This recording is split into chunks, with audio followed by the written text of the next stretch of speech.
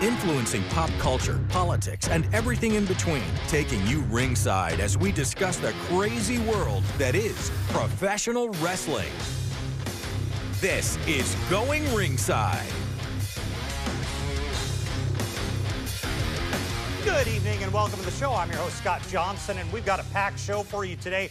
We're going to be talking about what happened inside the Jaguars field 5 years ago, courtesy of our friends at AEW. We will put some video on the screen right now for you. It's incredible. They fought in the swimming pools. They jumped off the goalpost, all part of AEW's Stadium Stampede match. We're going to be bringing that for you in just a few minutes, like nothing you've ever seen before. And a little later on, Sol Ruca with NXT will join us. You do not want to miss her great interview. That's coming up in the show as well. But we got to talk about what's in the headlines right now. First things first, the UFC fight at the White House is now having international ramifications. As we've told you, there's an event planned at the White House for the president's birthday in mid-June. But the G Summit is a major conference for international leaders like the president, and now they've actually delayed it to accommodate the major fight, which has attracted names like John Jones and Conor McGregor. Also, WWE has found itself the defendant in a class action lawsuit over the network's ESPN deal. Last year, WWE started putting some of its premium live events like WrestlePalooza on ESPN. The marketing campaign made it appear like if you have ESPN on your cable system, you could see WWE events at no extra cost. Well, the lawsuit alleges that was deceptive, and ESPN customers had to pay more. Only WWE is targeted in the suit, not ESPN nor its parent company, Disney. Well, interesting backstage news about a movie with CM Punk in it that's set to appear this month, and Punk wound up being bloodied. There's a horror film titled Night Patrol that Punk is in alongside with Freddie Gibbs, a famous rapper. Gibbs is a Grammy nominated. At a press event, Gibbs said he accidentally slashed Punk during a fight scene and he had to get medical attention. Gibbs even made the joke that he thought Punk would retaliate with a body slam. Well, stay tuned, because I've never seen anything like it. Put it on the screen. You want to see what's coming up next. AEW, we're going to break down the Stadium Stampede match. Sammy Guevara, who was part of it, he'll be here, as will the News4JAX sports director, who's never seen it before, to see what actually happened in the Jaguars Stadium downtown at Everbank. You do not want to miss this. It is next.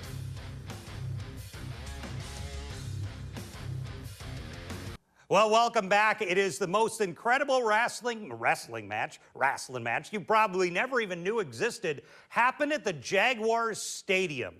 The 2020 Stadium Stampede put on by our friends over at AEW, owned by the Khan family, and of course, their headquarters is in Everbank Field. Well, I want to put it on the screen because you probably never even knew this existed. They did a 10-man tag match all over the stadium, jumping off goalposts, fighting in swimming pools, and our guest here, Sammy Guevara, was even chased around the stadium by a horse, by a man on a horse. That would be Hangman Page. Being that the Jaguars are, of course, in the news here in Jacksonville, I'm like, we got to talk about this match right now. I was interviewing Sammy with our friends at River City Wrestling Con, and he kind of started to turn the interview toward this fight on the Jaguars field. I'm like, we got to talk about this. I couldn't believe it happened in our own NFL stadium. It did. Here's one part of the 10-man 2020 match that was called the Stadium Stampede for AEW, which the full match is available on the AEW YouTube channel. Just search Stadium Stampede on YouTube. You can see it there. Here is Sammy Guevara. Well, we're joined by one of the most amazing performers in the world, Sammy Guevara. Sammy, thank you for joining us on the show today. The pleasure is always all of y'all's. You know, this ratings probably just went up because the champ is here. Sammy, the Spanish guy, Guevara. The Jesus of professional wrestling. I have many more nicknames. Mr. Money's Worth. Damn, he's so good. He's so good looking. What else? Well, there's a lot, but what I want to ask you about is you were one of the originals when AEW goes national. How have you sustained with that company? What has it been like being in that company? Man, it's been a blast. It's a dream come true. I was a kid growing up. I said I wanted to be a professional wrestler. I wanted to wrestle on TV. I wanted to win championships, have action figures, and AEW brought all my dreams to life. So it's been a dream come true. Best feuds, best opponents that you can think of? Oh, man, I mean, any match that I'm in is a match that's worth watching. That's what I will say. I've had many battles with Darby Allin, another OG. Darby is insane to watch on television. The two of you together we're wondering how you both walk away from that. You know, sometimes I wonder the same thing. You know, I've had a lot of encounters with him. I've had encounters with golf carts. I've been encounters with being thrown off cages. AEW has been a crazy time for me and my body. I do have to ask, were you there during the pandemic when all the shows were in Jacksonville? Oh, yeah. This fascinates me. I'm glad of it because our Jacksonville viewers are curious. What was it like doing those shows at the stadium, the Daly's place, every single week? Man, it was such a wild time because the whole world was shut down. But every other week, we would go and film Dynamite. And it was a really cool family-oriented thing because it almost felt like everybody was a collaborative to, like, let's put on the greatest show that we can for the people stuck at home. And I felt like we made a lot of magic in those Jacksonville days. The football field matches, were you involved in any of this? Oh, yeah, Stadium Stampede. What was Stadium Stampede like? That has fascinated me that you turned our football stadium into a wrestling ring. Yeah, I mean, I feel like they got to make a documentary about that because it was such a crazy, especially the first one. The first one was insane. It was very bad for me. I got chased by a horse in that. I remember that image of you being chased by a horse. A horse. I got chased by a golf cart. I got thrown off of the stadium. What else? It was just a bad time for me, but it was such a fun moment to look back on. How did the idea come about? Did Tony pull you guys and say, look, we got to utilize this football stadium, or how did that happen? I honestly have no idea. It might have been Tony Khan who came up with the whole concept, Stadium Stampede, but it literally was like, what do we do? You know, we were supposed to have the blood and guts, our version of a big cage with 2 rings, but we couldn't do it. So it was like, what are we going to do? Oh, we have a stadium here. Let's do something crazy that's never been done. And yeah, that match is such a fun match to look back on. And I just was watching a clip the other day of literally me being thrown off of the stadium. There were so many you guys are used to bumps. You guys are used to a bump off a cage, off a table, whatever. This was different. Yeah, so there's actually a part of the match where I'm being suplexed repeatedly on the field all the way until they scored a touchdown with my body. Yeah. They were carrying you, or what do you mean? Flipping me, boom, then they rolled over, flipped me again, and we just kept going, like from halfway down the field all the way to the touchdown zone. It was a bad time for my body, let me tell you. Like, being slammed on the ring is one thing, but being slammed repeatedly on that grass, on that AstroTurf, is not a good time. What was it like working the same facility as an NFL team? It was really cool. Like, there was also a part in the second one, during our entrance, we zip-lined down or paraglided down, whatever it is, in the entrance, and it was super scary because we're like 80 feet up in the air. Was that the zip line that the mascot uses? I think so, yeah, okay. yeah. I'm like, how does this guy do this stuff? You know, I'm used to jumping off ladders, and here I am tied to this thing. It was super crazy, and it was just a really fun experience to just look around of how big the stadium was and find all different things. Like, there was a pool that we used over in the stadium. They have the swimming pool, yeah. Yeah, it was fun to try to incorporate different things, like what can we use in this stadium? Was it new for everyone? I mean, I'm trying to. You had a lot of vets in that match. 100%. No one had ever seen anything like this. Especially me, the young vet, Sammy Guevara. Yeah, no, it was a first time for everybody involved, but a lot of great minds. We had Chris Jericho, Kenny Omega, the Young Bucks, again, myself, Sammy, the Spanish God Guevara. It was a great time, though. Well, Sammy Guevara, it's been an absolute pleasure. Thank you for joining us on the show. Thank you. Again, the pleasure was always all yours. I'm the best ever. This man right here, he's all right. Thank you for watching. Goodbye. Sammy Guevara, the best ever in his own mind.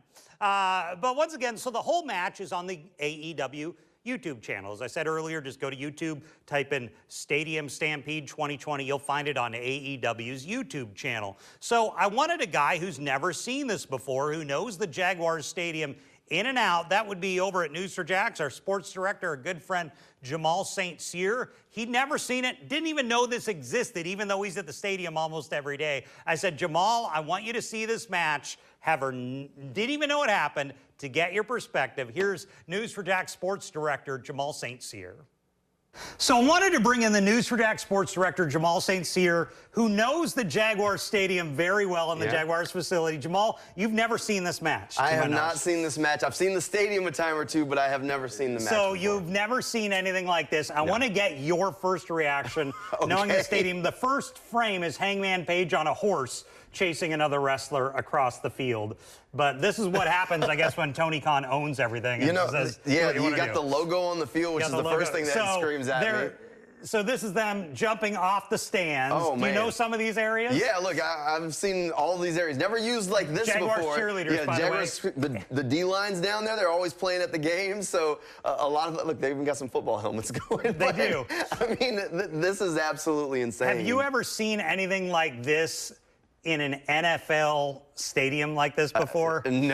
No, this is a first. I've never seen something like this before at all. So does this say something you think that Tony Khan just like has the free reign of the stadium? Well, he definitely does have a little bit of reign. I mean, you're the owner's son. You get a little bit of pull, right? Yeah. So, I mean, the ability to do this, and if I remember in this era of AEW, I do remember the Jaguars head coach at the time and his assistant head coach even popping up on a random night of AEW helping out, you know, passing off a laptop or two that was used. Fighting in the grandstands, and then Hangman Page is stalking other wrestlers on a horse. Oh yeah, this is down underneath the stadium, so this is like behind the scenes a little bit. I mean, we've been back there before trying to make our way around to different interview sections and stuff as we worked around the stadium, but this is an area where fans go, so this is almost a little bit of the guts of the stadium a little bit. What do you think the Jaguars staff's thinking of stuff like this? A guy chasing another guy through the stadium with a horse. Probably who's going to clean it up if the horse makes a mess. Really? And one thing I want to ask you about is the Jaguars Roar was involved in this. I saw them a lot in the early seasons of AEW. They would bring the cheerleaders on and kind of make them the ring girls. Sure. I mean, why not? Look, the Roar are always great. They're always out at the games getting everybody hyped. So if you're at the stadium, why not? So let's scroll ahead. I want to see before we go if I can find a swimming. You see, they're hitting each other with the barricades. With the barricades they have there. I want to see if I can get to the swimming pool. Oh, here it is. Okay. So they get into the swimming pool and just start beating the crap out of each other. Do you think this was Tony's idea? Tony's known to book a lot of this, and he knows his stadium. I mean, it almost had to be, right? I mean, this almost had to be Tony Khan's idea. I mean, the brainchild. And I mean, this is a really cool way to use, I mean, what you have at the time and use the resources at your disposal to put together something cool. I don't think Jacksonville in general knew this even happened. This is the first time I've seen it. Really? First time I've seen it. I had no idea. Are you? The fact that that's happening in our pools, and this is the center, is it been weird to see the overlap of the Khans owning the Jaguars, and they have got this wrestling company in the stadium? I don't think it's weird that there's been an overlap at all. I think it's actually worked out pretty good for them, where you're able to do some of this kind of stuff. And Tony Khan kind of has done a good job at booking stuff over at Daly's place, which is also right next to the stadium, and kind of incorporating the two. I mean, it's not out of the ordinary during training camp to see Swerve Strickland hanging out on the sideline with like bags of merch and watching Jaguars practice. I think he was there almost every day last training camp. So, I mean, that's not out of the ordinary. Jamal St. Cyr, News4JAX Sports Director. Thanks, Jamal, for joining us. Yeah, for sure. Anytime, Scott. So I appreciate Jamal and, of course, our friends over at AEW. Once again, it's on the AEW YouTube channel. Just type in Stadium Stampede. They did 2 matches. We highlighted the one from 2020, but incredible use of the Jaguar Stadium. One question we're trying to get an answer to, is what happens with AEW and Daly's place? Because the stadium, as you know, going under construction for a few years. Daly's place is a part of that. What happens to AEW? Because, of course, home base is right here in Jacksonville. Well, let's turn ahead. What's coming up next? We are talking to NXT, maybe their top women's star right now. Sol Ruca is next. You do not want to miss my sit down with the woman who'd never seen wrestling before she was in the middle of it. Sol Ruca is next. Well, welcome back. We got to talk about that lady right there. She's going to be on your TV in just a few minutes when NXT starts here at 8 o'clock. Sol Ruca has taken the wrestling world by storm, one of the best in NXT, and a woman who was a star gymnast, college level, could have done anything, and then she wound up in the world of wrestling, something she never even really knew anything about. And then she becomes a champion. She becomes a star. She is Sol Ruca. Here she is. Well, we're excited to be joined by Sol Ruca. Sol, thank you for joining us on the show today. Thank you for having me. You have been a very busy, very popular woman as of late. Talk to me about how you are doing right now. Let's start just kind of mentally with everything going on in your world. Yeah, I am excited. I'm overwhelmed. I'm just honestly all of the emotions. When you were growing up, let me start. Were you watching it? No, I had no When were you introduced? idea. When I got signed. When you got signed? Yes, Okay. pretty much, yeah. What's that like? So I talked to so many fans who grew up on it, watched it. You didn't, and you're in the middle of it. I know. Looking back now, I wish that I would have been exposed to it sooner, because I think if I would have saw it, I would have been like, this is what I want to do with my life. Like, I would have been set on that. But it didn't end up that way, but I still ended up here, so I'm very, very thankful for my journey, you know. Because I was, you know, a gymnast. I went to the University of Oregon and got some acrobatics and tumbling experience, and I think those things kind of led me here and made me be who I am, and kind of helped me with my success. You're a duck, you're an acrobat. Mm-hmm. What, when you got here, were you like, this is not anything I've ever done before? What stuck out to you like, this is a little different? Probably the promo classes, trying to put on a performance, trying to be entertaining with your words and your expressions instead of, doing moves and stuff, in athletics, you're so used to being told what to do and what to wear and how to present yourself and being serious all the time. And so coming here, even like on the tryout the first day, they asked us to cut a promo, and I was like, I don't even know what that is. So I got up there. Talk to me about the promo classes. What's that like when you walk in? It's just, we walk in and we get some sort of assignment. Sometimes it's silly, sometimes it's serious, sometimes it's very like real world, I guess, in our world, where we'll cut a promo and they'll have random sounds go off as we're cutting them, so that we don't get distracted and we can stay on topic. Sometimes it's memorizing a whole page of stuff from other shows or whatever it is, and then we have 10-20 minutes to memorize it. Favorite opponents, and when I say favorite, I don't necessarily mean your best friend. I mean, a fight that you remember. Let's see. I'm gonna have to say Lash Legend. Every single time I'm in the ring with her, it's the blast. Even though she's a bougie bully, I still love working with her. Is she a bougie bully? She is a bougie bully, for sure. In what regard? What do you mean? Like, what does that mean for you? For me, she just likes to assert her dominance in the ring, She does? Oh, for sure, yeah. But she's great to work with. I love her to death. She's big. Yeah. She's big. Yeah. Tall. That's another thing that I do love about working with her, is I typically am the bigger person wrestling. I typically am wrestling people smaller than me, which is also tough being a high flyer. Not normally do you see a high flyer being as tall as I am. So when I'm working with someone bigger, it's a time for me to show my strength and show a different side of my moveset. Do you realize how tough you were prior to this? No, I don't think I did realize. I mean, now you're tough. Yeah, literally, yeah. I think Talk about that dynamic of, maybe you've been in a fight, maybe you haven't, but you're not in a fight at the level you are now. Yeah, for sure. Basis.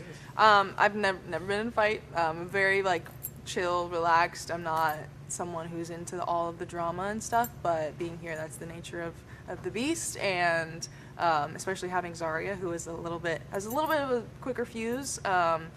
It has made me be more aggressive and be more into that, and bringing the pressure, bringing the heat in my matches and stuff, and I've definitely evolved thanks to her. Yeah. What would you like going forward? Do you want to go to the main roster, or their opponents, matches? I just want to be in anything that I can be. I want to be in all of the title opportunities. I want to be in every single ladder match, every single cage match, all of the crazy matches. Obviously, all of us want to headline WrestleMania. The crazy matches, the ladder, the cage. Mm-hmm. Talk to me about that. Would you do that? I mean, that's ladder, you're going up high. Cage, you're theoretically going up high. Yep, for sure. I love heights. I was in Hawaii for a few years before coming here, and We just talked to Lola Weiss, who was the opposite. Yeah, she's not like heights. Ladder match was a bit scary for her, but I love it. Like, I love cliff diving. I used to do that all the time when I was in Hawaii. And I think with having those stipulation kind of matches with ladders and chairs and cages, it kind of gives me a opportunity to be a bit more creative with like my finish or other moves that I can think of, or just putting myself out there and challenging myself and challenging women's wrestling. It's really hard being in NXT because I feel like you are very much so in a bubble, because we are here all the time, pretty much Monday through Friday. We have shows on the weekends sometimes. I try to venture out as much as possible to get out of the wrestling bubble, but it is tough because, once you're in it, you'll be watching TV and you'll be like, ooh, that's an idea for a move, or ooh, I should do that, or I should say that, or I like how they did that, or I like their outfit, and you're thinking about wrestling constantly. And last question, family or friends who have no affiliation with wrestling, don't know anything about it, what do they think of it? Family, they're so supportive of it. They think it's so cool. My friends, they are just they have no idea. They're just like, how do you even what is it? What do you do? How do you do it? Like, what are the ins and outs? And they're just curious. They think it's really cool. Yeah, I like to brag about it. Well, Sol Ruca, thank you for coming and bragging to us. Thank you. We appreciate it. Thanks. Thanks for joining us. Thanks for having me. Sol was such great to sit down with. We were down there at the Performance Center in Orlando. Loved the chance to sit down with her and kind of pick her brain, the perspective of a woman who didn't know this world and now she's in it and has to tell her friends and family, this is now what I do for a living. Interesting story. Well, coming up, we've got a major event coming to Jacksonville in just a few days. Continental Championships Wrestling Stampede 35. We're going to talk about it coming up after the break. It's right here in Jacksonville in just a few days. Stay tuned. We'll be right back. Welcome back. Before we go, I want to put it on the screen. I want you to know all about it. Coming this Saturday, the Stampede for CCW coming up at Eagles View Academy over on Ramona Boulevard. 7:30 is the bell time. You can get tickets still now. Once again, it's January 17th, this Saturday on Ramona Boulevard. Thanks for joining us. We'll see you back here next week.